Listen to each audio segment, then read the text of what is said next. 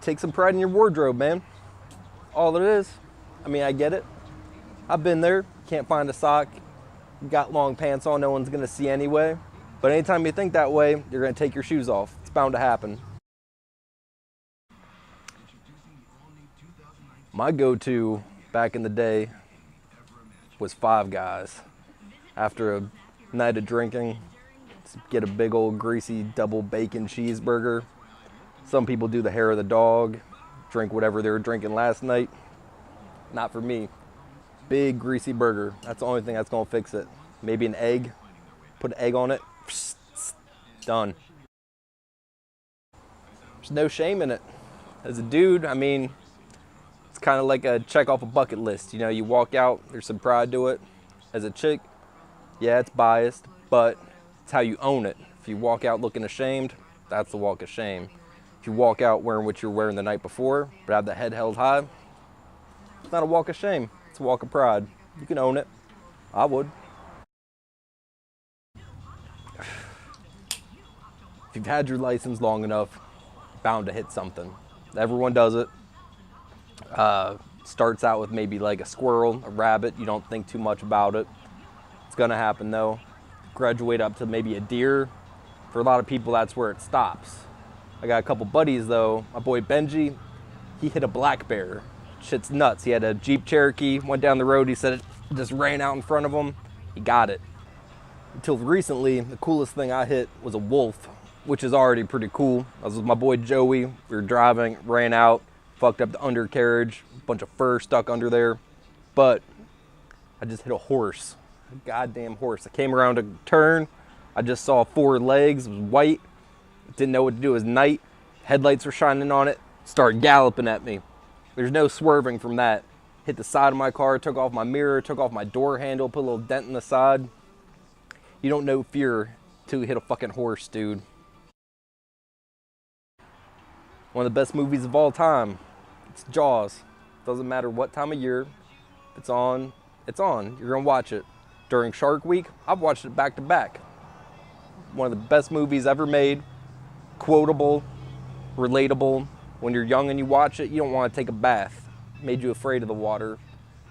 People are all worried about the CGI, and there ain't even no CGI. It was mechanical. And even then, it's the baddest shit you ever seen at the time. Also, the scene with the chick skinny dipping in the beginning, and she gets eaten by the shark, and she's screaming and wailing. That's the actual screams. They tied a fucking rope to her ankle, and to simulate her being dragged under, they dislocated her fucking hip. Those were actual screams. Easy. Everyone knows it. Religion, politics. No one wants to hear it. Everyone already has their own opinion on it anyway. Whatever you say is not going to change mine. Whatever I say ain't going to change yours. We're just going to argue. Someone's going to fight. I mean, before now, where you got all these challenges, where it's not even a challenge, you're just, you know, Kiki, do you love me? All that garbage. There was mooning people. You're driving down the road with your homie, you see your other homie, you guys are passing each other, you fucking moon them. Show your butt, dude. I mean, it didn't even have to be in the car. That was obviously, you know, the best time to do it. But, I mean, your friend's inside, you're outside smoking, press your butt cheeks against the window. Let them see it. I didn't know about it until I was on that tour. And then lead singer and the drummer at the time, they had a beef. The last show of the tour, they got into it. No one was talking to each other. Lead singer was sick. He didn't want to sing. And they wanted to skip the last show and go back home. And so tensions were high. It was awkward as fuck in the van. Drive home, stop at a rest stop. We're going to be in the van for a while. And I'm just trying to lighten the mood. And so we're all walking to the bathrooms of this rest stop. And I talked to my boy John. I'm like, yo, have you ever had to piss so bad that you get like a boner from it? And straight faced, he's like, yeah, it's called P-knob. Never heard of it.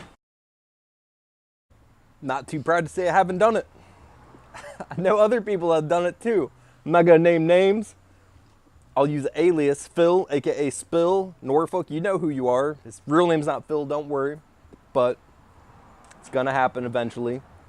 My time, I was in my best friend's basement. We were sitting in 2 lazy boys together, and he leaned back in his and he busted ass, and it was pretty good. I was gonna one-up him. I leaned back, I did one-up him. He leaned back and blew me out of the water.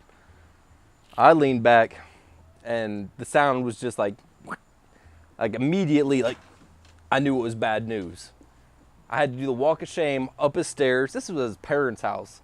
And you know, you're clenched, kind of walking like that. You don't know what happens. He's following me up the stairs, just on his hands and knees crying, because he already knows. I already knew.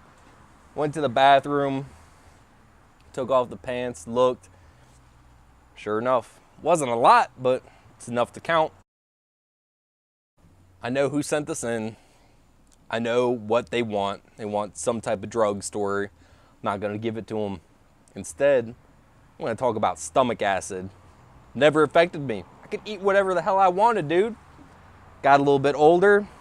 Got to watch it now. It bubbles up. It's like a knot, you know, right there. It's no joke. It's fun, you know. You have a couple drinks in you. You see a shrubbery. You want to run full force into it, jump. It's not going to hurt you. You might break a couple sticks, whatever. I thought the same thing until my boy Seth one night.